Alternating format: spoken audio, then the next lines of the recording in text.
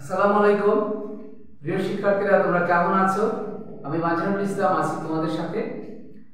প্রিয় শিক্ষার্থীরা, আমার ইউটিউব চ্যানেলে এর আগে একটি টেন্স নিয়ে বিস্তারিত অর্থাৎ টেন্সের গঠন কাঠামো নিয়ে বিস্তারিত একটি ক্লাস নিয়েছি।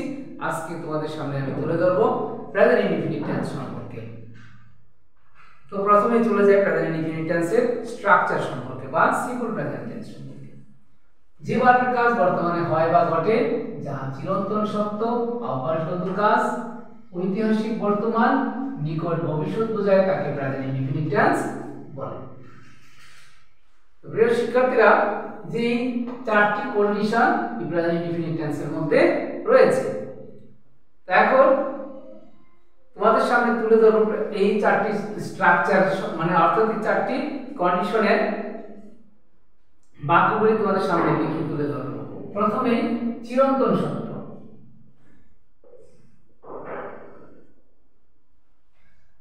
অর্থাৎ যে জিনিসটি সবসময় সত্য, যেমন the sun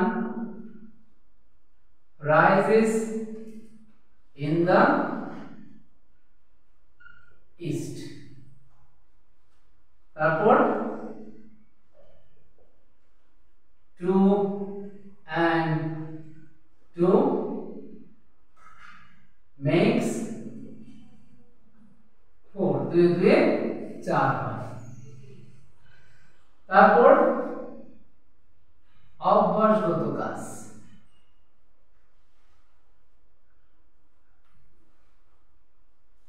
he takes exercise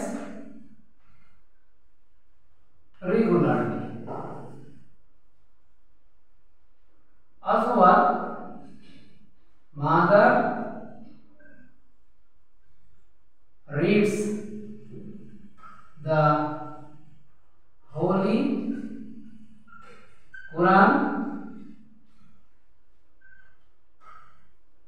every day। তারপর ঐতিহাসিক বর্তমান। আকবর ascends the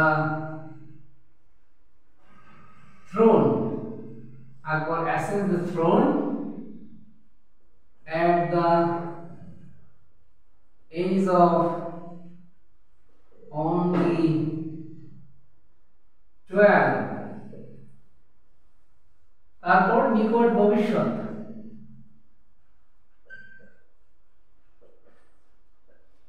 যে ভবিষ্যৎটি খুব কাছে। তো আজকে তুমি চিন্তা করছো আগামীকাল ঢাকা যাবে, দেখি I go to Dhaka tomorrow. যদিও এখানে টুমরোটাকে ভবিষ্যৎকাল মিন করে, কিন্তু ভবিষ্যৎটা খুব কাছে হতে এখানে বাক্যটি হচ্ছে কি প্রেজেন্ট ইনডিফিনিট টেন্স। আবার থাকলো কি আগামীকাল সূর্যোদয় হবে, রাত পোহালেই আগামীকাল সূর্যোদয় হবে, অর্থাৎ the sun rises tomorrow at 6:30 AM। তো আশা করি প্রথমেই তোমাদের সামনে এই টেন্সের শর্তগুলি লিখে দিলাম। এখন স্ট্রাকচারগুলি তোমাদের সামনে তুলে ধরব। প্রথমে চলে যায় অ্যাফারমেটিভ বাক্যের স্ট্রাকচার।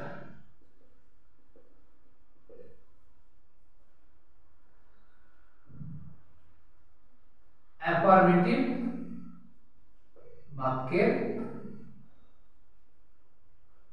স্ট্রাকচার। প্রিয় শিক্ষার্থীরা, এর আগে একটা জিনিস বলে নেই, এই প্রেজেন্ট ইনডিফিনিট টেন্সের বাংলা বাক্য অর্থাৎ বাংলা রূপের মধ্যে কি কি থাকে, যেমন ই, অ, এ, অন্তস্থ ও দন্তান্ন, অর্থাৎ বাংলা রূপ, অর্থাৎ বাংলা বাক্যের শেষে এই ধরনের চিহ্ন থাকলে তুমি বুঝবে যে এরা প্রেজেন্ট ইনডিফিনিট টেন্স। এই অপশনগুলি কিন্তু কি প্রেজেন্ট ইনডিফিনিট টেন্সে থাকবে। যেমন অনেক ক্ষেত্রে এরা না থাকলেও এদের আকার থাকবে। এখন আলোচনা করি স্ট্রাকচার। স্ট্রাকচারটা হলো কি, প্রথমে সাবজেক্ট, তারপরে হলো কি মূল ভার্ব বা বি1 অথবা কি ভার্বের বেস ফর্ম একই জিনিস, তারপরে হলো কি অবজেক্ট। তো প্রিয় শিক্ষার্থীরা খেয়াল করো, সে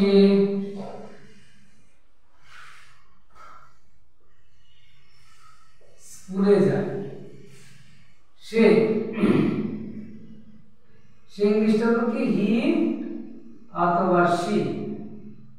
তারপরে এই যেখানে খেয়াল করে যেখানে অন্তস্থ হয়েছে যায়, আর এখানে কিন্তু অন্তস্থ আছে যায়, অর্থাৎ কি সে স্কুলে যায়, এটা প্রেজেন্ট ইনডিফিনিট টেন্স।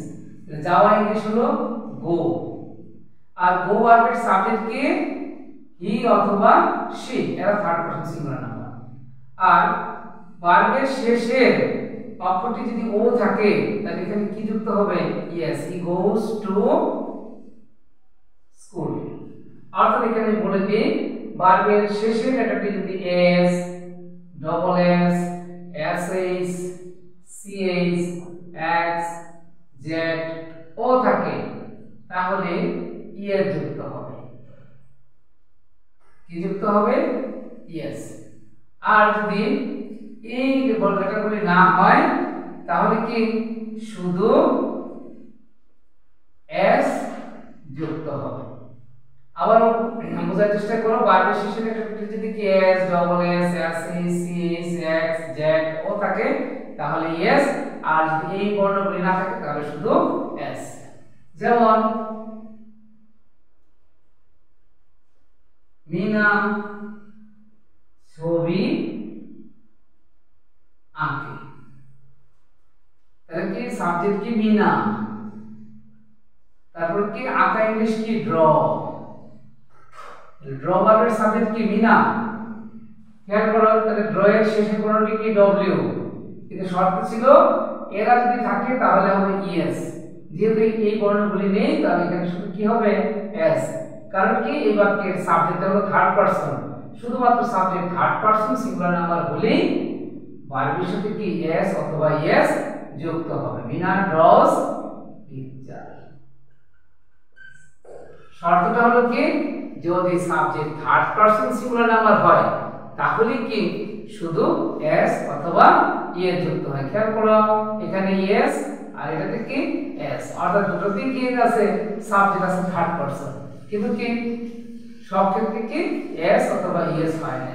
শর্ত ছিল শেষের বর্ণটা যদি ও হয় তাহলে হবে ইএস, আর যদি এই S, double S, S, C, S, X, Z ও না থাকে তাহলে হবে শুধু এস। যেমন আমি চা পান করি, তাহলে কি হবে, সাবজেক্ট আই, তারপর পান করা ইংলিশ হলো ড্রিঙ্ক, তাহলে ড্রিঙ্ক এর সাবজেক্ট হলো কি আই, তাহলে আই কি ফার্স্ট পারসন, অর্থাৎ সাবজেক্ট থার্ড পারসন সিঙ্গুলার হয় নাই, অর্থাৎ সাবজেক্ট থার্ড পারসন সিঙ্গুলারের বাইরে যে কোনো পারসন হোক না কেন, ইভেন থার্ড পারসন যদি প্লুরাল নাম্বার হয় তার সাথে কি এস এর যুক্ত হবে না। যেমন তাহলে কি আই ড্রিঙ্ক টি। আবার তারা বাজারে যায়, তারা ইংলিশ কি দে, যাওয়া ইংলিশ হলো গো। খেয়াল করো, এখানে গো এর সাবজেক্ট হলো দে, দে হলো কি থার্ড পারসন কিন্তু কি প্লুরাল নাম্বার, শর্ত ছিল থার্ড পারসন সিঙ্গুলার নাম্বার হলে এস এস হবে, কিন্তু এখানে গো আছে আর শেষে বর্ণ ও আছে, কিন্তু এখানে এস এস যুক্ত হবে না। কেন হবে না, এই বাক্যের সাবজেক্টটা হলো কি প্লুরাল নাম্বার, কোন person third person, plural number হওয়ার কারণে এখানে এস এস যুক্ত হবে না। দে গো টু মার্কেট। আশা করি এই পর্যন্ত বুঝতে পেরেছো। এখন তোমাদের সামনে তুলে ধরবো নেগেটিভ স্ট্রাকচার, অর্থাৎ নেগেটিভ বাক্যের স্ট্রাকচার। নেগেটিভ বাক্যের স্ট্রাকচার হলো প্রথমে সাবজেক্ট, তারপরে ডু অথবা ডাস, তারপরে নট, তারপরে হলো কি বি1 বা মূল ভার্ব, প্লাস হলো অবজেক্ট। এই ক্ষেত্রে বলে রাখি প্রিয় শিক্ষার্থীরা, যদি subject third person singular number হয় তাহলে শুধু কি হবে, ডাজ এর সাথে কি অর্থাৎ সাবজেক্টের পরে ডাজ বসবে, তারপরে কি নট হবে। আর অ্যাফারমেটিভ বাক্যে যে এস বা এস টা যুক্ত হয়েছিল সেটা কিন্তু কি নেগেটিভ থেকে আর যুক্ত হবে না। ভালো করে খেয়াল করবে, শুধুমাত্র subject third person singular number হলে কি ডাজ নট বসবে, আর বাকি সকল পারসনের ক্ষেত্রে কি হবে, do not. Even third person plural number হলেও তার সাথে ডাজ নট হবে না, শুধুমাত্র সিঙ্গুলার নাম্বারের সাথে কি হবে, ডাজ নট। যেমন আমরা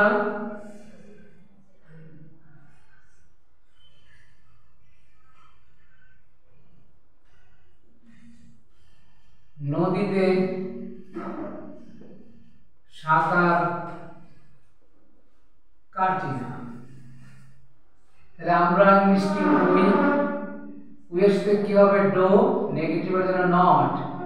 সাঁতার কাটা ইংলিশ কি সুইম। কোথায় কাটি না, নদীতে, ইন দা রিভার। আবার সে বই পড়ে না, সে বই পড়ে না, ইংলিশটা হবে কি হি অথবা সি, কিন্তু দুজনে কি থার্ড পারসন, কোন নাম্বার, সিঙ্গুলার, তাদের সাথে হবে কি ডাজ, নেগেটিভের জন্য নট, পড়া ইংলিশ কি রিড। কিন্তু এখানে আর এস বা এস যুক্ত হবে না, আগে বলে দিয়েছি শুধুমাত্র subject third person singular number হলে এস অথবা এস যুক্ত হবে, তাও কি অ্যাফারমেটিভ বাক্যে, বাট নেগেটিভ বাক্যে হবে না। তাহলে হি অথবা শি ডাজ নট রিড বুক। আবার এই ভার্বগুলোকে সংক্ষিপ্ত করে কি বলা যায়, ডোন্ট। ডাজ নট কি বলা যায়, ডাজন্ট। অর্থাৎ হি অথবা she doesn't read book, we don't swim in the river. এইভাবে প্রোনাউন্স করলে বিষয়টি আরো সুন্দর শোনা যায়। তো নেগেটিভ বাক্যের বিষয়টি কি, subject third person singular number হলে কি হবে, ডাজ নট বসবে, আর মূল ভার্বের সাথে এস বা এস যুক্ত হবে না। আর বাকি সকল পারসনের ক্ষেত্রে কি হবে, সাবজেক্টের পরে ডু নট বসবে, আর টিউবল ভার্বের সাথে এখানেও কি এস বা এস যুক্ত হবে। এখন আসি ইন্টারোগেটিভ।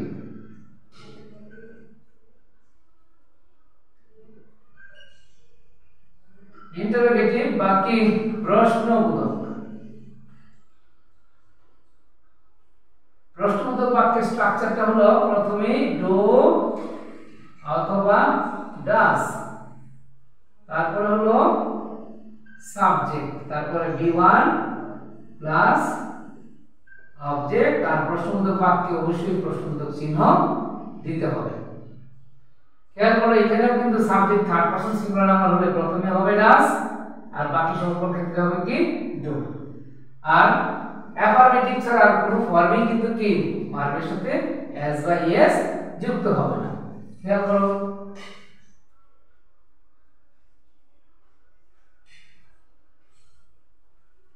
সে কি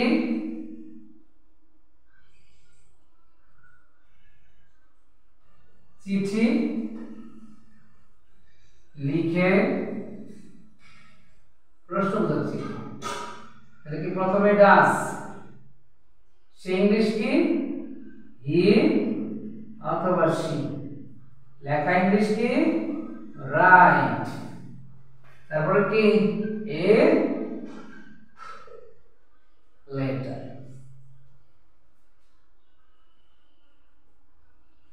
তুমি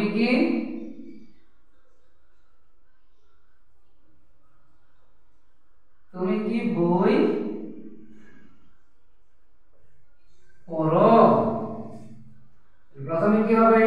ডু, তারপরে ইউ, পড়া English read, do you read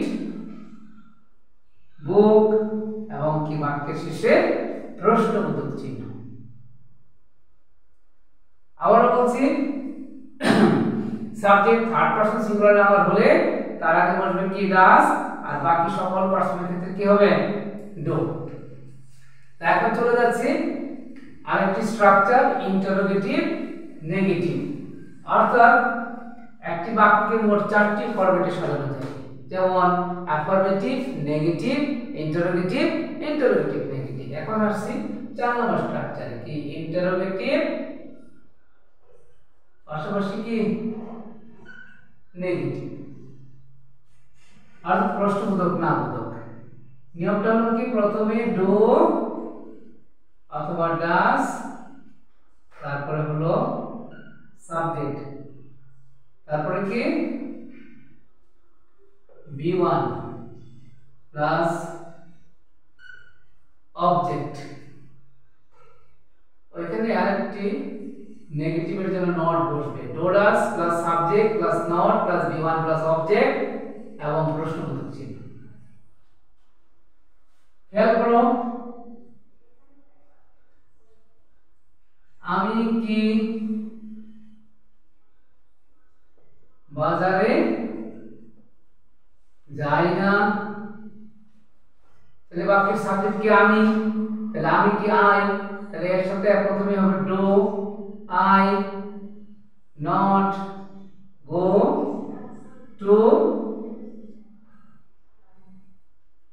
market, do I not go to market. সে কি ভাত খায় না, ডাস হি অথবা she not eat rice, does he অথবা সি, তারপরে কি নট ইট রাইস। আর যদি কোনো নাউন হয়, যেমন মিনা কি ছবি আঁকে না, এক্ষেত্রে মিনা কি থার্ড পারসন সিঙ্গুলার নাম্বার, কিন্তু মিনা হলো একটি নাউন। এক্ষেত্রে কি হবে, ডাজ এর সাথে নটটি সাবজেক্টের আগে চলে আসবে, ডাজেন্ট মিনা। লক্ষ্য করতে হবে, যদি সাবজেক্টটা নাউন হয় সেক্ষেত্রে এই যে নটটি কি ডাজের কি পরে চলে আসবে, ডাজেন্ট মিনা। তারপর কি ড্র এ পিকচার এবং প্রশ্নবোধক চিহ্ন। তো প্রিয় শিক্ষার্থীরা, মনে রাখতে হবে প্রেজেন্ট ইনডিফিনিট টেন্সের অ্যাফারমেটিভ বাক্য কি শুধুমাত্র subject third person singular number হলে তার সাথে এস বাই এস যুক্ত হয়, আর কোনো ফরম্যাটে কি এস বাই এস যুক্ত হয় না। তো আরেকটা জিনিস খেয়াল রাখতে হবে, প্রেজেন্ট ইনডিফিনিট টেন্সের অ্যাফারমেটিভ বাক্য কিন্তু কি অক্সিলারি ভার্ব বসে না। কিন্তু প্রশ্ন হলো, আমরা যদি কখনো এরকম যদি দেখি বাক্য, he does go to school, অথবা I do play football in the field. খেয়াল করো, he does go to school, I do play football. তাহলে এই বাক্যটি কি ভুল? প্রিয় শিক্ষার্থীরা, অবশ্যই না।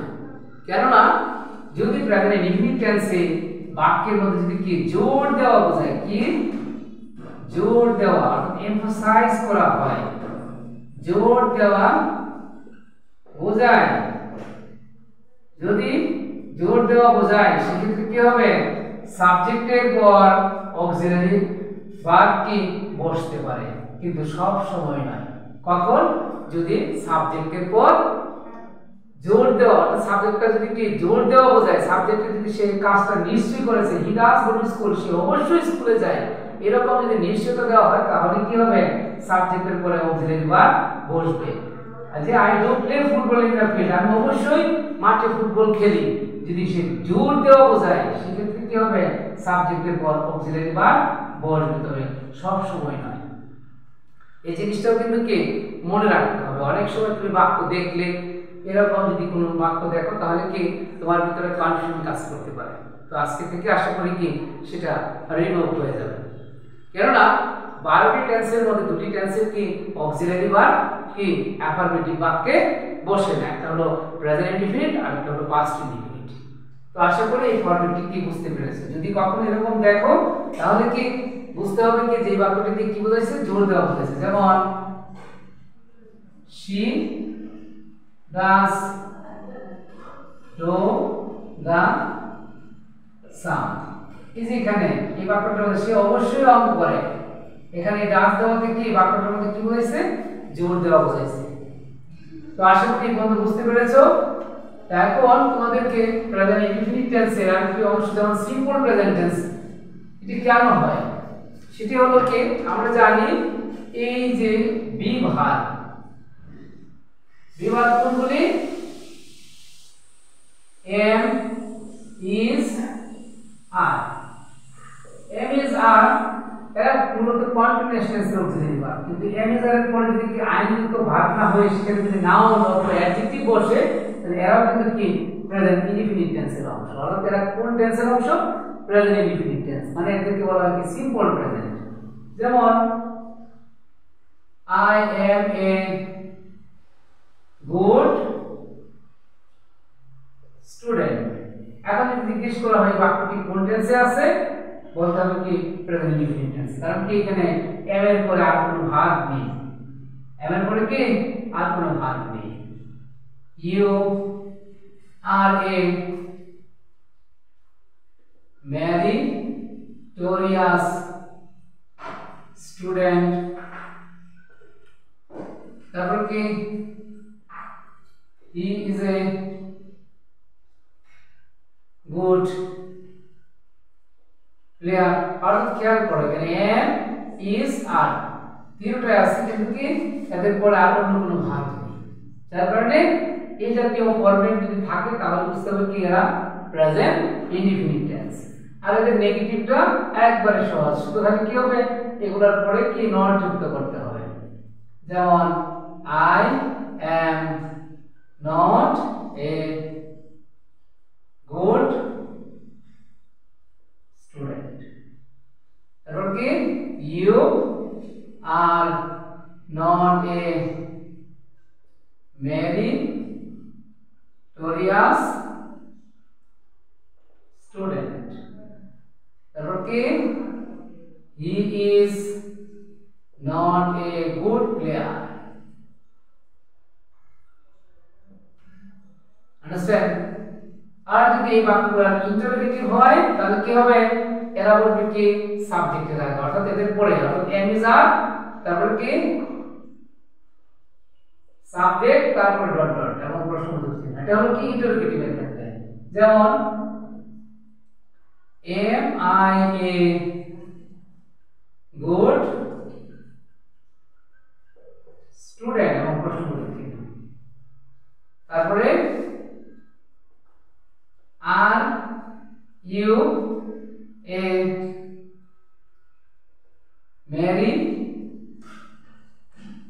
meritorious boy তারপর কি is he a good player তো কি যে am is are এর পরে যখন আমি নট বসাবো তখন হয়ে যাবে কি নেগেটিভ আর am is are যদি কি সাবজেক্টের আগে নিয়ে আসি তাহলে হবে কি এরা ইন্টারোগেটিভ কিন্তু এরা মূলত এই যেখানে যে ফরম্যাটগুলো আমি তুলে ধরেছি এরা সবাই কোন টেন্সের অন্তর্ভুক্ত প্রেজেন্ট ইনডিফিনিট টেন্সের তো আশা করি বুঝতে পেরেছো তো এখানে আরেকটি অপশন বাকি রয়ে গেছে সেটি হলো কি যেমন হ্যাভ ভার্ব কি আছে হ্যাভ অথবা হ্যাজ খেয়াল করতে হবে এই হ্যাভ হ্যাজ এর আগে যে সাবজেক্টগুলি থাকবে অর্থাৎ হ্যাভ ইজ এর পরে এখানে কি নাউন অথবা নাউন ফ্রেজ বসবে, কিন্তু এদের যে সাবজেক্টটা সেটা কি হয়ে যাবে পজিটিভ কেস অর্থাৎ অধিকারসূচক বোঝাবে। যেমন আই হ্যাভ এ পেন, এখানে আই এর অর্থ নরমালি কি আমি, কিন্তু এখানে আই এর অর্থ কি আমার, অর্থাৎ আমার একটি কলম আছে, অর্থাৎ এদের অর্থটা কি বুঝাইছে positive. He has a nice dress, অর্থাৎ এখানে কিন্তু কি হি অর্থ সে, কিন্তু এখানে হি অর্থ কি হয়েছে তার, অর্থাৎ এই এরাও কিন্তু কি এখানে প্রেজেন্ট ইনডিফিনিট টেন্সের অন্তর্ভুক্ত, কিন্তু মূলত হ্যাভ হ্যাজটা হলো কি প্রেজেন্ট পারফেক্ট টেন্সের অক্সিলারি ভার্ব, কিন্তু এদের পরে আরেকটি অর্থাৎ মূল ভার্ব না থাকাতে এরা এখন হয়ে গেছে কি প্রেজেন্ট ইনডিফিনিট টেন্সের আওতাভুক্ত। যদি কেউ জিজ্ঞেস করে যে এরা কোন টেন্স, তখন বলতে হবে কি এরাও প্রেজেন্ট ইনডিফিনিট টেন্স। এবং এই কারণগুলির জন্য আরেকটি নাম এখানে উল্লেখ করা হয়েছে সিম্পল প্রেজেন্ট টেন্স, অর্থাৎ কি এরাও কি প্রেজেন্ট টেন্সের আওতাভুক্ত, অর্থাৎ প্রেজেন্ট ইনডিফিনিট টেন্স আর একটা হলো কি সিম্পল প্রেজেন্ট টেন্স। আবার এই বাক্যগুলি যদি নেগেটিভ করতে হয়, নেগেটিভ করতে গেলে নেগেটিভ স্ট্রাকচার অর্থাৎ নেগেটিভ স্ট্রাকচারটা ভালো করে খেয়াল করবে। যেমন প্রথমে হবে কি সাবজেক্ট, তারপর হবে কি ডো অথবা ডাস, তারপর নেগেটিভ এর জন্য নট, আর এই ক্ষেত্রে কিন্তু কি শুধু হ্যাভ হবে, এই ক্ষেত্রে কিন্তু কি হবে না, এই ক্ষেত্রে তোমার হ্যাজ হবে না, অর্থাৎ কি এই হ্যাজটা সবার সাথে, এই হ্যাভ সবার সাথে বসবে। যেমন ওই বাক্যটাকে যদি আমি এখানে তুলে ধরি তাহলে কি হবে আই, যেহেতু এটা ফার্স্ট পারসন সেহেতু এখানে কি হবে do not, I do not have a pen, আর পরেরটা ছিল কি হি, যদি থাকে তাহলে কি হবে হি ডাজ নট, এর কারণটা কি হি হলো থার্ড পারসন সিঙ্গুলার নাম্বার, তাহলে হি ডাজ নট, এখানে বসেছিল কি হ্যাজ, কিন্তু এখানে হবে কি have, he does not have a pen. অর্থাৎ নেগেটিভ বাক্যের ক্ষেত্রে উভয় ক্ষেত্রে কি হবে হ্যাভ হবে, কিন্তু অ্যাফার্মেটিভের ক্ষেত্রে যে subject third person singular number হলে হবে কি হ্যাজ, আর বাকি সবার ক্ষেত্রে কি হবে হ্যাভ। তো প্রিয় শিক্ষার্থীরা এরা সবাই কোন টেন্সের অন্তর্ভুক্ত, প্রেজেন্ট ইনডিফিনিট টেন্সের অন্তর্ভুক্ত। তো আজকে তোমাদের সামনে আমি তুলে ধরলাম প্রেজেন্ট ইনডিফিনিট টেন্স কাকে বলে, এর শর্তগুলি এবং এই শর্তের বাক্যগুলি, তারপর চারটি structure affirmative, negative, interrogative, interrogative negative. তো এর বাইরে আরেকটা জিনিস তুলে ধরেছি, সেটা হলো কি যে প্রেজেন্ট ইনডিফিনিট টেন্সের অ্যাফার্মেটিভ বাক্যে অক্সিলারি ভার্ব বসে না, অক্সিলারি ভার্বগুলি বসে সাধারণত কি নেগেটিভ, ইন্টারোগেটিভ থেকে। কিন্তু যদি কখনো এরকম দেখো যে অক্সিলারি ভার্ব বসে গেছে তাহলে বাক্যটি ভুল নয়, এই বাক্যটি কি জোর দেওয়া বোঝাইছে। তারপরে সিম্পল প্রেজেন্ট টেন্সের আওতাভুক্ত কোন কোন প্যাটার্ন, সেখানে বিভাগ থাকলে এবং কি হ্যাভ ভার্ব যদি থাকে এরাও কি প্রেজেন্ট ইনডিফিনিট টেন্সের আওতাভুক্ত, এবং এদের সম্পর্কেও কি তোমাদের সামনে আমি কি বিস্তারিত তুলে ধরলাম। তো আশা করি প্রেজেন্ট ইনডিফিনিট টেন্সের ক্লাসটি বুঝতে পেরেছো, এবং পরের ক্লাসগুলোতে আশা করি স্টেপ বাই স্টেপ অন্যান্য টেন্সগুলি তোমাদের সামনে তুলে ধরব। এবং ক্লাসটি ভালো লাগলে অবশ্যই লাইক, কমেন্ট এবং বেশি বেশি করে শেয়ার করবে। পরের ক্লাসে আরেকটি নতুন টেন্স নিয়ে তোমাদের সাথে সাক্ষাৎ হবে। আল্লাহ হাফেজ।